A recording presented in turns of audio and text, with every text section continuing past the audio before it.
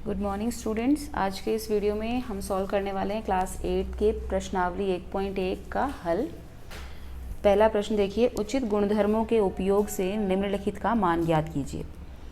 हमें उचित गुणधर्म लगाने हैं। गुणधर्म कौन से जो हमने इस पाठ में पढ़े हैं, जैसे क्रम विनिमयता है, सहचारिता है, वितरण नियम है, क्रम विनिमय नियम है। तो इनमें से जो गुणधर्म यहाँ लागू हो सकता है उसका हमें उपयोग करना है। तो देखिए ये पहला पार्ट है, मैंने यहाँ पे दोबारा से लिख दिया है। सबसे पहले देखिए ये एक ही पद है, ये वाला जो है एक ही पद है। क्यों? क्योंकि इनके बीच में गुणा लगा है। जहाँ गुणा लगा होता है वो पूरा पद एक ही होता है। ये दूसरा पद है और ये तीसरा पद है, तीसरा इसमें भी देखिए गुणा लगा है, इसलिए एक ही पद है। तो सबसे पहले हम क्या कर लेते हैं, क्योंकि यहाँ पे गुणा में दो संख्याएं हैं, यहाँ पे भी गुणा में दो ही है, तो हम इन दोनों को पास में लिख देते हैं और इस 5/2 को मैं बाद में लास्ट में लिख देती हूँ तीसरे नंबर पे। तो ये मैं लिख सकती हूँ, क्यों लिख सकती हूँ उसका भी आपको मैं कारण बताऊँगी। ये -2/3 गुणा 3/5 -3/5 गुणा 1/6 प्लस 5/2। यहाँ मैंने क्या किया है, मैंने कोई चेंजेस नहीं करे हैं, बस मैंने इनको अरेंज जो है इस तरह से कर दिया है। -2/3 गुणा 3/5 तो है ही है। दूसरे नंबर पे मैंने जो यहाँ पे तीसरे नंबर पे पद था उसको लिख दिया है और लास्ट में मैंने 5/2 लिख दिया है। ये किस वजह से लिखा है मैंने, इसके साइड में हमको कारण भी लिखना है। ये कौन सा गुण हम लागू कर रहे हैं, तो ये हम कर रहे हैं क्रम विनिमय गुण। ये कौन सा गुण है? क्रम विनिमय गुण। क्रम विनिमय गुण क्या होता है, एक बार वापस शॉर्ट में समझ लीजिए। जैसे a + b है, इसको मैं b + a लिख सकती हूँ। क्यों लिख सकती हूँ? जैसे मैंने लिखा 3 + 2, 3 + 2 लिखूँ या मैं 2 + 3 लिखूँ, मेरा उत्तर क्या आएगा? 5 ही आएगा। ठीक है, तो ये होता है क्रम विनिमय गुण। तो यहाँ पे मैंने इस क्रम विनिमय गुण का उपयोग किया है। लेकिन अगर यहाँ पे a - b है तो यहाँ पे मैं b - a नहीं लिख सकती, ये बराबर नहीं होंगे। कारण क्या है? जैसे मैंने लिखा 5 - 3, तो 5 - 3 को मैं 3 - 5 नहीं लिख सकती, ये दोनों बराबर नहीं होंगे। क्यों नहीं होंगे? देखिए 5 - 3 क्या आएगा? 2 आएगा, और 3 - 5 क्या आएगा? -2 आएगा। तो 2 और -2 बराबर नहीं है। तो ये होता है क्रम विनिमय गुण जो कि हमने यहाँ पे लागू किया है। ठीक है, तो हमने क्रम विनिमय गुण को लागू करके यहाँ पे हमने ये लिख दिया। इसके बाद में नेक्स्ट हम क्या लिखेंगे, ये मैंने यहाँ पे क्रम विनिमय का उपयोग करके ये मैंने लिखा है, तीसरे पद को मैंने यहाँ लिख दिया। अब मैं क्या करूँगी, अब मैं वापस से यहाँ पे देखिए इसी पद में देखिए क्या कुछ यहाँ पे कॉमन है जो दोनों में है। देखिए ये 3/5, ये 3/5, यहाँ पे भी 3/5 है।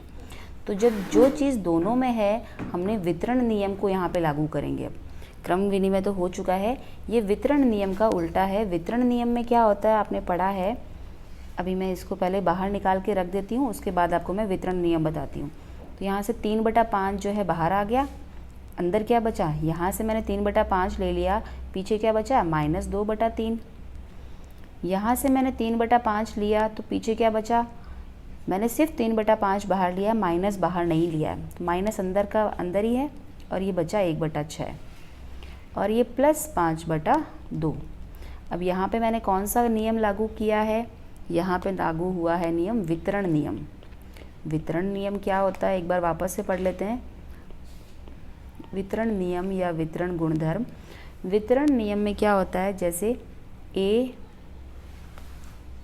जो है गुणा हो रहा है b + c से, तो यहाँ पे a ब्रैकेट b + c है। a और ब्रैकेट के बीच में कोई चिन्ह नहीं दिख रहा है हमें, इसका मतलब a जो है इस पूरे ब्रैकेट के साथ गुणा हो रहा है, गुणा का चिन्ह है यहाँ पे। तो पहले a जो है वो b से गुणा होगा क्योंकि पहले b आ रहा है, उसके बाद में a जो है वो c से गुणा होगा क्योंकि बाद में c आ रहा है, और बीच में प्लस का निशान है इसके लिए प्लस का निशान ही लगेगा। तो इसको मैं कैसे लिख दूँ, फैला के लिखूँ तो पहले मैं a को b से गुणा कर देती हूँ, a गुणा b, फिर प्लस का निशान है तो मैं प्लस लगा दूँ, फिर a गुणा c है तो a गुणा c को मैं सीधा ही C लिख दूँ, गुणा का निशान लगाने की ज़रूरत नहीं है। इसी प्रकार अगर यहाँ पर इसका अगर हम उल्टा भी देखें तो वो भी सत्य है। इसका उल्टा जो है वो हमारे यहाँ पे काम में आएगा। क्या उल्टा कैसे? जैसे AB प्लस AC ये है। अब इन दोनों के अंदर क्या चीज़ कॉमन है जो दोनों में आ रही है? देखिए A जो है वो दोनों में आ रहा है। A यहाँ पर भी है, A यहाँ पर भी है। तो हम क्या कर लेंगे, A को बाहर ले लेंगे, इस A को हम बाहर निकाल लेंगे। तो देखिए हम यहाँ पे इस A को अगर वापस बाहर निकाल देते हैं तो अंदर क्या बचता है? ये B बचता है, और यहाँ अंदर क्या बचता है? प्लस, और ये C। तो वापस वही आ गया जो हमने जहाँ से हमने शुरुआत की थी, A से ये था, यही हमारा वापस आ गया। तो ये वितरण नियम जो है हमारा यहाँ पर लागू हो रहा है। तो वापस इस प्रश्न की ओर चलते हैं। देखिए हमने ये किया, 3/5 बाहर निकाला है हमने, 3/5। अब इस ब्रैकेट के अंदर देखिए हमको इसको हल करना है, ब्रैकेट को। अब ब्रैकेट को हल करने के लिए क्या करना होगा? हमको LCM लसप लेना होगा। लसप कैसे लेते हैं आपको पता है? लसप लेने के लिए अगर हमारे हर जो है अगर अलग अलग है, जैसे 3 है और 6 है, तो सबसे पहला काम आपको क्या करना है? आसान तरीका लसप लेने का, इन दोनों को हर को देखिए और देखिए कि इन दोनों क्या जो छोटा वाला हर है और बड़ा वाला हर है क्या दोनों एक ही पहाड़े में आ रहे हैं? 3 और 6 दोनों एक ही पहाड़े में आ रहे हैं, 3 के पहाड़े में आ रहा है। तो इनमें से जो बड़ी संख्या है उसको हम लसप ले लेते हैं। बड़ी संख्या 3 और 6 में से कौन है? 6 है, और 6 है, लेकिन वो 3 जो है वो 6 के पहाड़े में आ रहा है, इसलिए 3 के पहाड़े में अगर ये 6 आ रहा है तो हमको यहाँ पे अगर 2 संख्या है तो दोनों में से बड़ी वाली जो है वो लसप के रूप में लेनी है। ले ली। उसके बाद में अब क्या करेंगे हम? उसके बाद में वापस से पहले वाले डिजिट पे चलते हैं, -2/3। अब -2/3 का 3 देखिए, हर देखिए, इस हर को हमें 6 से भाग देना है, यानी 3 का पहाड़ा हमको तब तक बोलना है जब तक 6 आ जाए। तो 3 का पहाड़ा हमने 2 बार बोला, 3 दूनी 6, 2 बार आया, और ऊपर जो संख्या लिखी है -2 उससे हमें इसे गुणा कर देना है। ये होता है लसपा लेने का तरीका। बीच में माइनस का चिन्ह है, माइनस लगा दीजिए। 6 का भाग 6 में देना है, यानी 6 का पहाड़ा एक ही बार बोलेंगे, 6 एकम 6 एक बार में आ गया। ऊपर 1 है, उस 1 से हम 1 को गुणा कर देंगे और ये +5/2 लिख देंगे। अब इसको हल कर लेते हैं। तो ये 3/5 ब्रैकेट में देखिए -4 -1/6 +5/2 हो गया। अब हम इसको आगे सॉल्व करते हैं, हल करते हैं। देखिए क्या आएगा, 3/5 ब्रैकेट में -5/6 +5/2 ये आया हमारा। अब इसको हम आगे सॉल्व करते हैं। इसको मैं नेक्स्ट पेज पे लिख देती हूँ। 3/5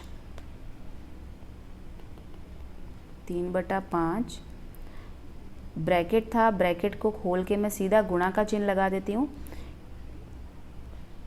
ये है -5/6 -5/6 और इसके बाद में है आगे प्लस लिखा हुआ है। प्लस कितना है हमारा? प्लस है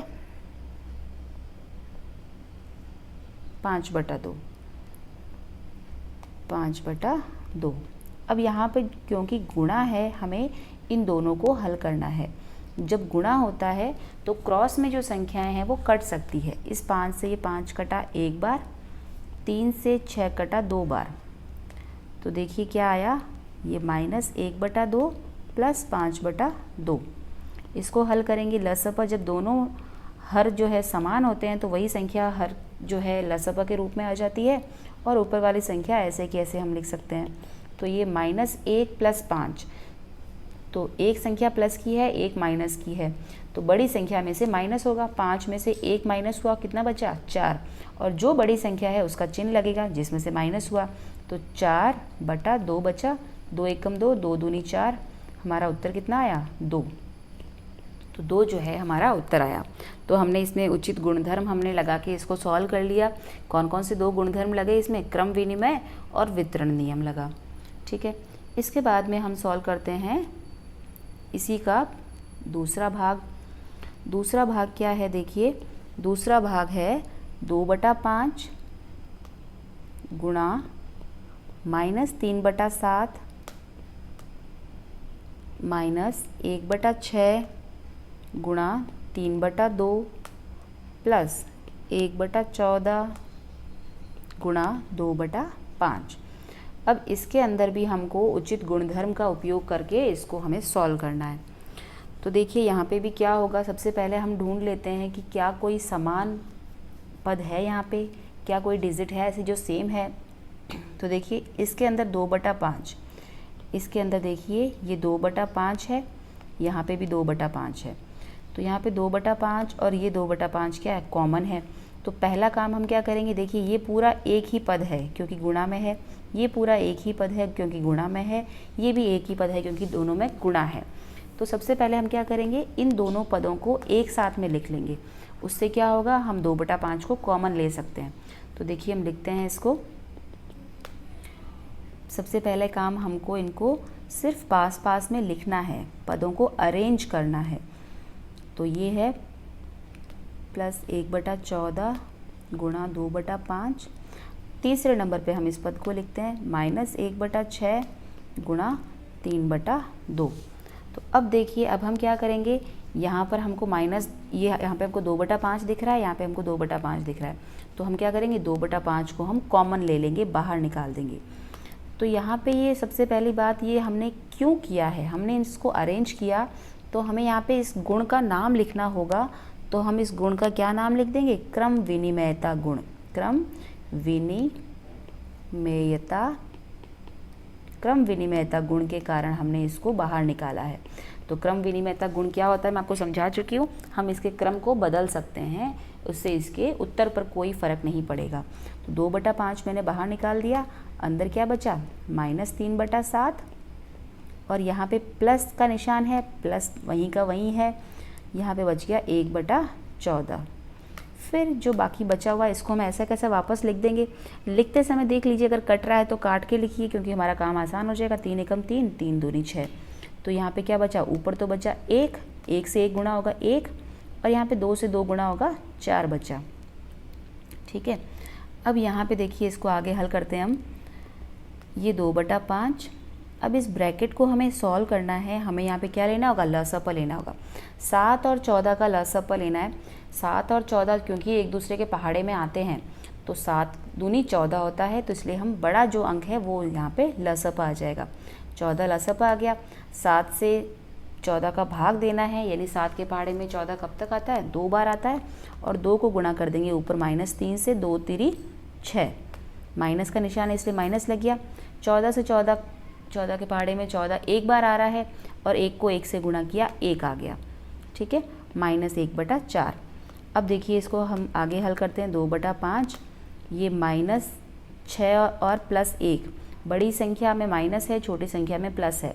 तो एक संख्या प्लस की, एक माइनस की, माइनस होगा तो 6 में से 1 घटेगा क्योंकि बड़ी संख्या तो 6 ही है। 6 में से 1 घटेगा, कितना बचा, 5। और 5 के आगे निशान किसका आएगा, जिसमें से हमने घटाया किसमें से, 6 में से। 6 के आगे निशान कौन सा है, माइनस का। तो उत्तर में हमारा निशान आ गया माइनस का 5/14। ये हमारा इस ब्रैकेट को हल करने से आंसर आया। अब देखिए आगे, अब हम आगे क्या करते हैं, ब्रैकेट को हम हटा देते हैं। ब्रैकेट हटा के हम सीधा ही -5/14 लिखते हैं और ये -1/4 तो है ही। अब यहाँ पे इसको, क्योंकि दोनों के बीच में मल्टीप्लाई का निशान है, गुणा का निशान है, ये आपस में कट सकते हैं, ऊपर वाला नीचे वाली संख्या से या क्रॉस में। तो 5 एकम 5, 1 बचा, -1 है तो माइनस होगा। 2 एकम 2, 2 सते 14, 7 बार कटा। तो इसको हम क्या लिख देंगे, -1 को गुणा करना है 1 से, कितना आया, -1। और यहाँ पे 7 को गुणा करना है 1 से, कितना आया, 7। और ये आ गया -1/4। अब इसको हमें फिर से क्या करना होगा, लसअ लेना होगा 7 का और 4 का। अब देखिए कैसे लेंगे लसअ, क्योंकि 7 और 4 एक दूसरे के पहाड़े में आते हैं क्या, नहीं आते।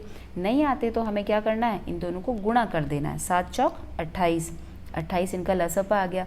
अब 7 का पहाड़ा जब तक बोलना है जब तक 28 आता है, हमें इसको आगे हल करना है। तो आगे हल करने के लिए क्या करना है, 7 का पहाड़ा तब तक बोलना है जब तक 28 आता है। 4 बार आता है तो 4 को गुणा कर देंगे -1 से, माइनस का निशान है, वापस लगा दो। 4 का पहाड़ा जब तक बोलना है जब तक 28 आता है। कितनी बार आएगा, 4 पंजे 20, 4 छम 24, 4 सते 28, 7 बार आया। 7 को गुणा कर दो 1 से, क्या आ गया -4 और -7/28। -7 और -4 क्योंकि दोनों माइनस के हैं इसलिए जुड़ जाएंगे और उत्तर क्या आएगा -11/28। ये हमारा आंसर है -11/28। ठीक है, तो ये हो गया हमारा पहला क्वेश्चन सॉल्व। देखिए सॉल्व करते हैं दूसरा क्वेश्चन। प्रश्नावली 1.1 का दूसरा क्वेश्चन क्या कह रहा है, निम्नलिखित में से प्रत्येक के योज्य प्रतिलोम लिखिए। अब देखिए कि योज्य प्रतिलोम होते क्या हैं, पहले हम ये समझ लें तो हमको इस प्रश्न को सॉल्व करने में आसानी होगी।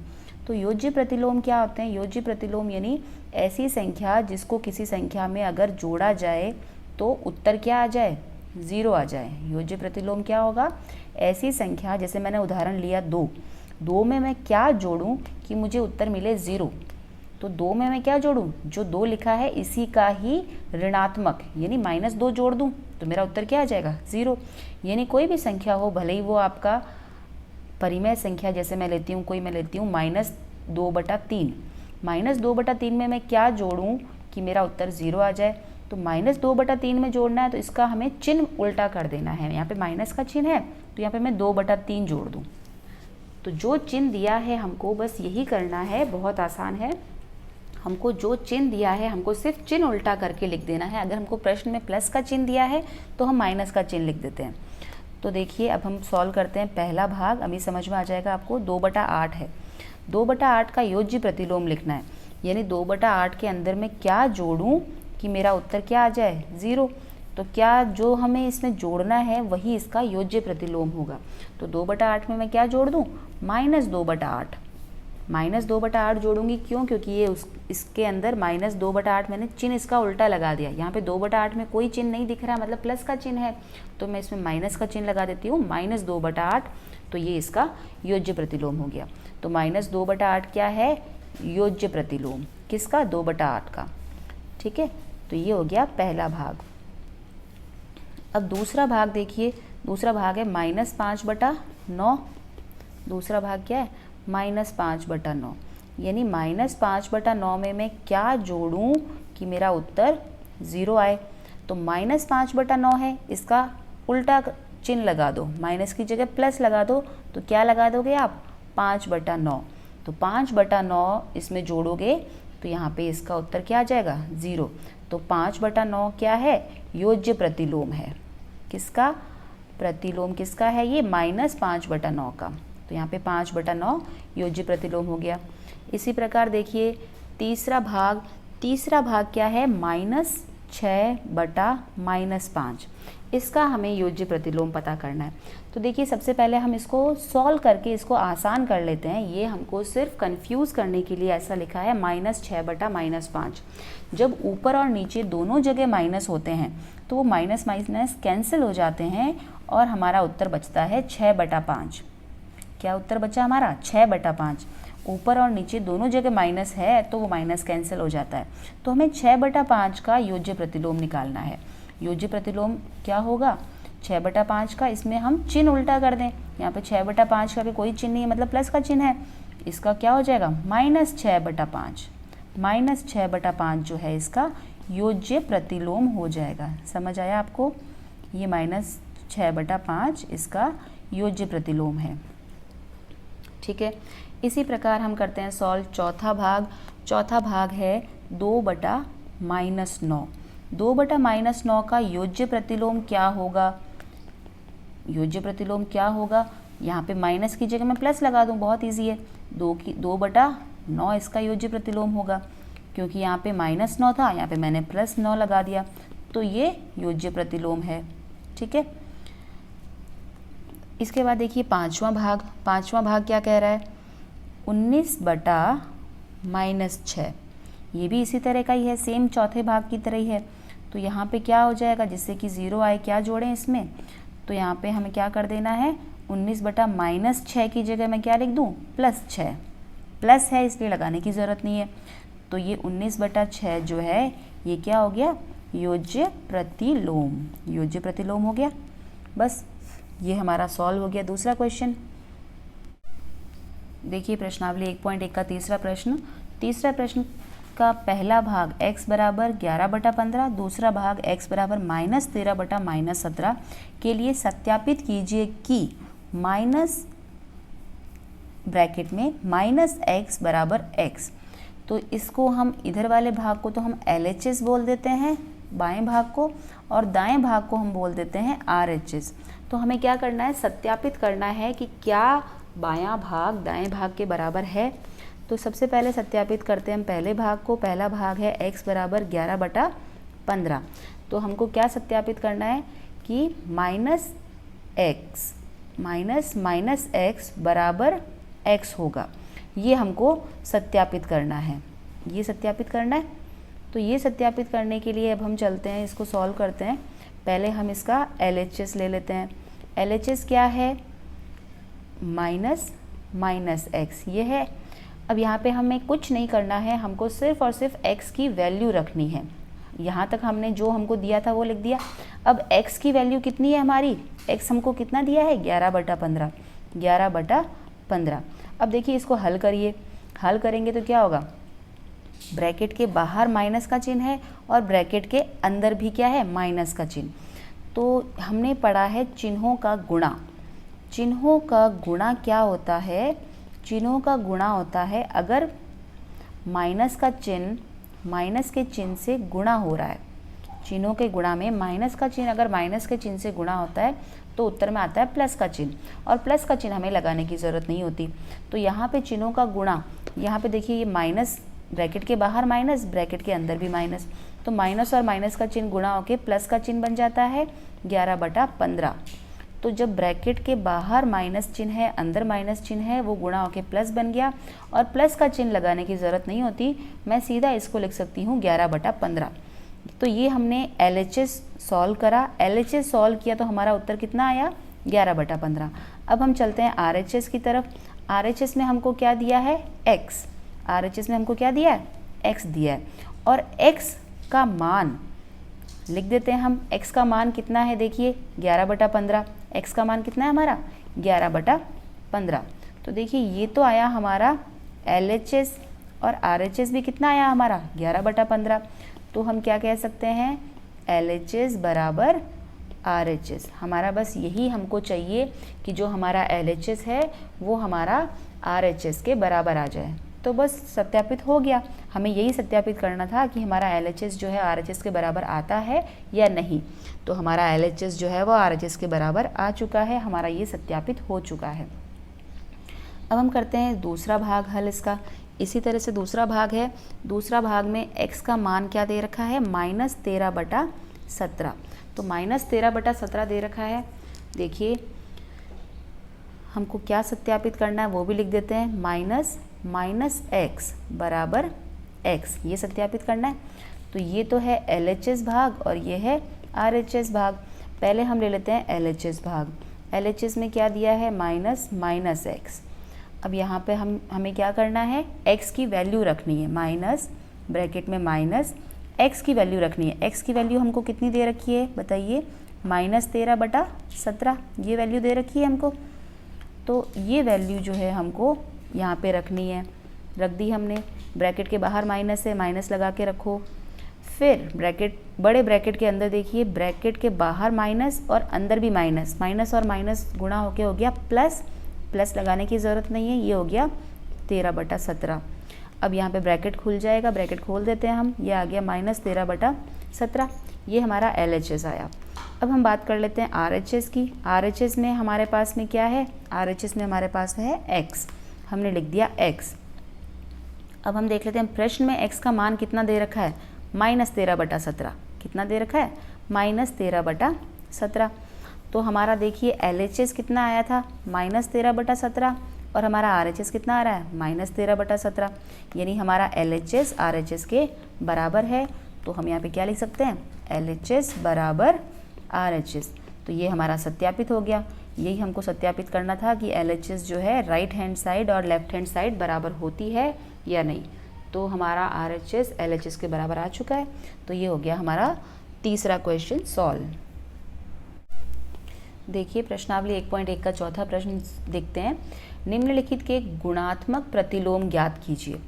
गुणात्मक प्रतिलोम ज्ञात करना है। सबसे पहले हमें पता होना चाहिए कि गुणात्मक प्रतिलोम होता क्या है।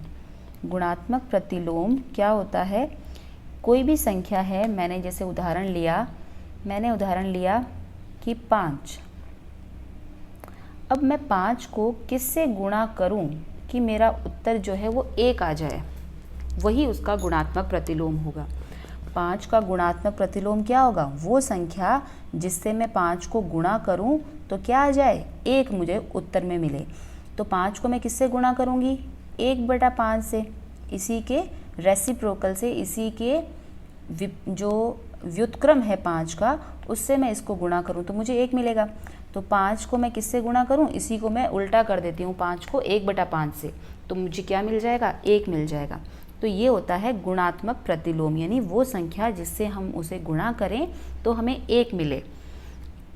तो बहुत आसान है, देखिए पहला भाग देख लेते हैं हम, -13। -13 का गुणात्मक प्रतिलोम पता करना है, यानी -13 को हम किससे गुणा करें कि हमें उत्तर में क्या मिल जाए, 1 मिल जाए। तो -13 को मैं किससे गुणा करूं, 1/-13 से, 1/-13 से। जो हमको संख्या दे रखी है, जैसे हमको क्या संख्या दे रखी है, -13 दे रखी है, तो -13 को मैं क्या कर दूं, 1/-13 कर दूं, इसका मैं रेसिप्रोकल कर दूं, व्युत्क्रम कर दूं मैं। तो रेसिप्रोकल किया मैंने इसका, 1/-13, तो यहाँ पे क्या होगा, -13 से -13 कट गया, उत्तर क्या बचा, 1 बचा, तो हमारा उत्तर आ गया 1। तो हमने क्या पता किया, -13 का गुणात्मक प्रतिलोम कितना है, 1/-13। ठीक है। अब अगला क्या है, -13/19, दूसरा भाग देखिए, -13/19 जो है दूसरा भाग है। -13/19 का गुणात्मक प्रतिलोम पता करना है, यानी -13/19 को मैं किससे गुणा करूं कि मेरा उत्तर क्या आ जाए, 1 आ जाए, वही इसका गुणात्मक प्रतिलोम होगा। तो जो चिन्ह लगाया हुआ है हमें वही चिन्ह लगाना है और हमें संख्या को पलट देना है, यानी अंश को हर बना देना है और हर को अंश बना देना है। ये कर दिया मैंने, अंश को हर बना दिया, अंश था 13 तो मैं हर में ले आई 13, 19 था इसका हर, मैं इसको इसके अंश में ले आई। इससे क्या होगा, ये 19 से 19 कट गया, 13 से 13 कट गया एक बार, और यहाँ पे बचा 1, यहाँ पे भी बचा 1, तो यहाँ पे क्या हो गया, -1 गुणा -1, तो -1 गुणा -1 क्या होता है, 1। तो मेरा इसका -13/19 का गुणात्मक प्रतिलोम कितना आ गया, -19/13। ठीक है, तो ये बहुत आसान प्रश्न है, ये भी आपका सॉल्व हो चुका है। इसके बाद में हम हल करते हैं इसी का अगला भाग। अगला भाग क्या है इसका, तीसरा भाग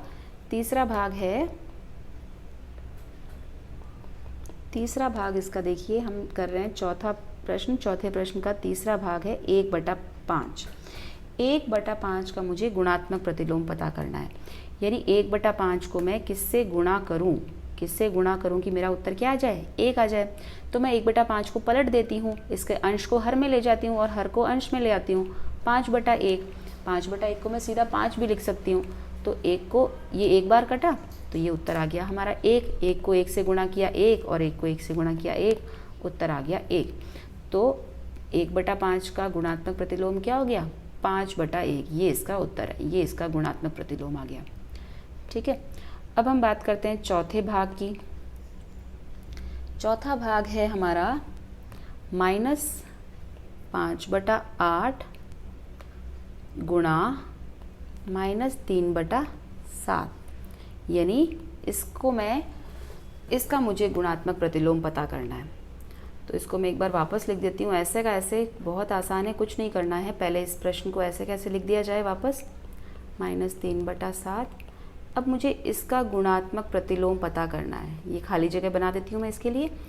गुणात्मक प्रतिलोम गुणा करने से क्या आना चाहिए, 1 आना चाहिए, तो ये गुणात्मक प्रतिलोम यहाँ पे मैंने जगह छोड़ दी।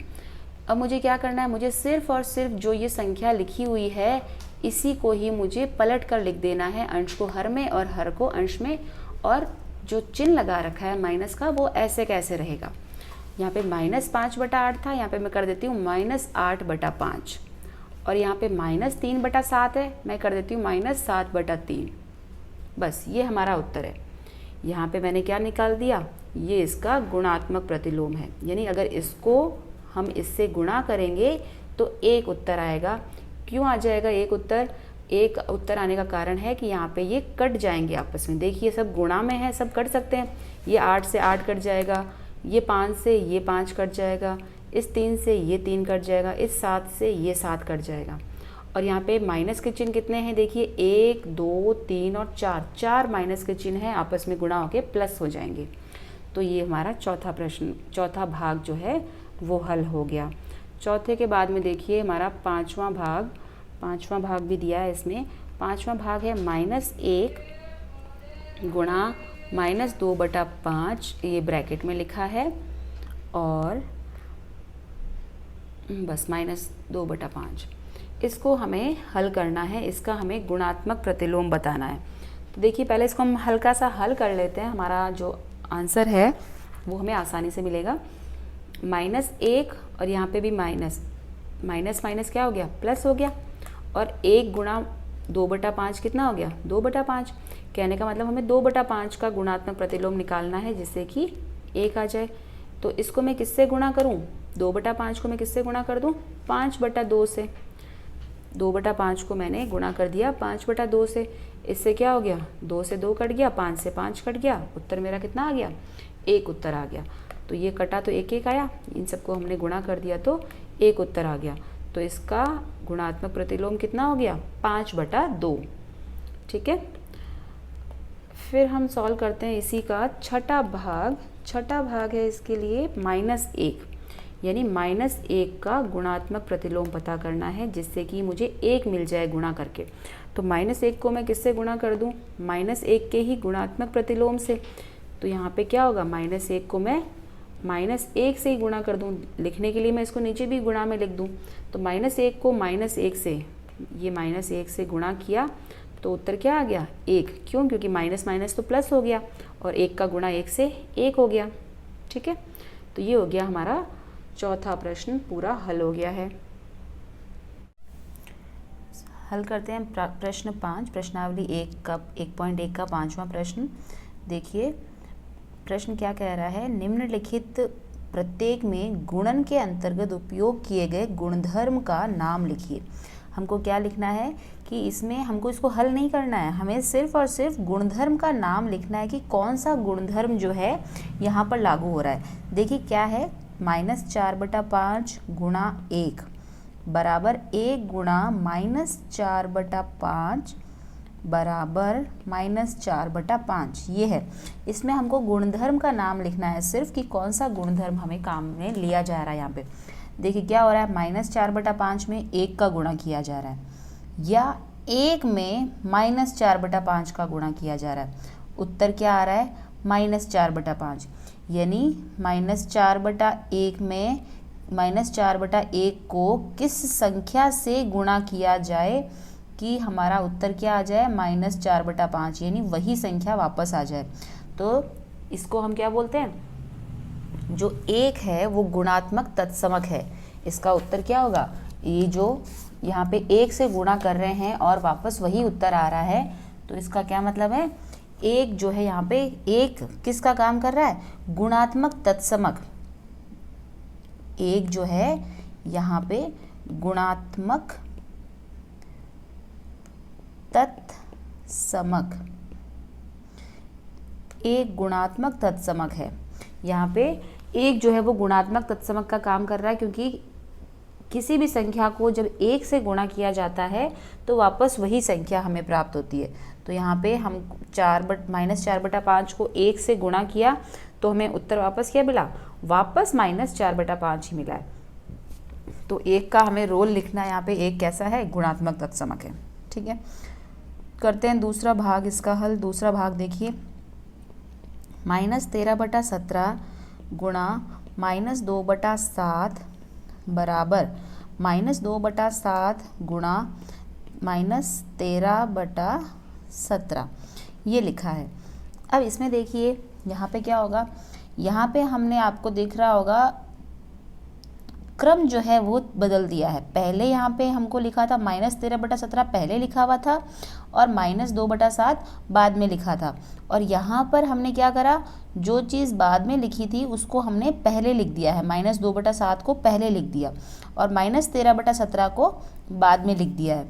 तो यहाँ पे उत्तर में कोई परिवर्तन नहीं होगा और यहाँ पे सिर्फ और सिर्फ क्या बदला है, क्रम बदला है संख्याओं का। तो क्रम बदलने से क्या होगा, उत्तर में कोई परिवर्तन नहीं होता। क्यों? क्योंकि यहाँ पे ये है a गुणा b बराबर b गुणा a, यानी कोई संख्या जैसे 2 को गुणा करो 3 से या 3 को गुणा करो 2 से, 3 दूनी 6, उत्तर 6 ही आएगा, उत्तर में कोई परिवर्तन नहीं आएगा। तो यहाँ पे जो गुण काम में आया है वो गुण क्या है, क्रम विनिमयता। क्रम विनिमयता। हमको इसे सॉल्व नहीं करना है, हमको सिर्फ इसके गुणधर्म का नाम लिखना है। प्रश्न में यही लिखा हुआ है। तो क्रम विनिमयता गुणधर्म ये काम में आ रहा है। देखते हैं इसका तीसरा भाग। तीसरा भाग क्या है, -19/29 गुणा 29/-19 बराबर 1। यहाँ पे देखिए ये हमने प्रश्न किया था कि -19/29 है, इस संख्या को किससे गुणा करें कि उत्तर जो है हमारा वो 1 आए। तो किससे गुणा, किसी भी संख्या को किससे गुणा करें कि उत्तर 1 आए, तो किससे गुणा करते हैं हम, वापस उसी के ही गुणात्मक प्रतिलोम से। ये -19/29 था, इसी को इसका हमने प्रतिलोम कर दिया। 29 को हमने यहाँ पे हर में था, यहाँ पे हमने अंश में लिख दिया और 19 जो है अंश में था उसको हमने हर में लिख दिया। तो उत्तर क्या आ गया, इनको गुणा करने से 1 उत्तर आ गया। तो ये होता है यहाँ पे जो गुणधर्म काम में लिया है वो कौन सा है, गुणात्मक प्रतिलोम। यानी किसी संख्या को उसके गुणात्मक प्रतिलोम यानी उसी संख्या के गुणात्मक प्रतिलोम यानी उसी के इन्वर्स से व्युत्क्रम से गुणा कर दिया जाता है तो उत्तर जो है हमें 1 मिलता है। तो ये गुण कौन सा है, गुणात्मक प्रतिलोम। तो ये हो गया हमारा प्रश्न संख्या 5।